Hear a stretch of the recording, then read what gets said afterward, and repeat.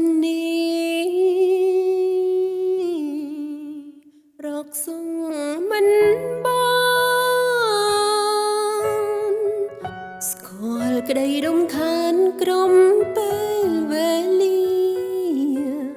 บ้านจูบสเนหากำตามพดอนตีហើយអូនកំព្រាគ្មានគ្រាវសោក្ដីស្នេហ៍ថាស្មងអស់ពីដួងច័ន្ទតែមនុស្សក្រិនចិនដាសាមានកាយសហៅណាស់ដោយសត្វเดรัจฉานពងរន់ប្រប្រានពីទ្រូងអូនទៅដើម្បីដួងច័ន្ទមួយជីវិតហើយតើថ្ងៃណាឡើយ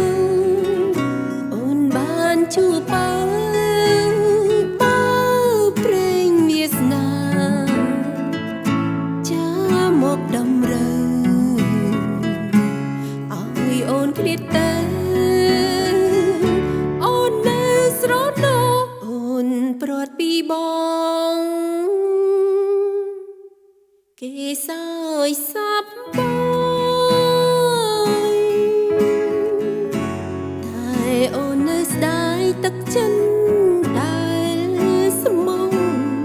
មិននឹកស្មានថាបងត្រូវព្រាត់សងហើយទ្រាំរួចងចាំព្រេងវាសនា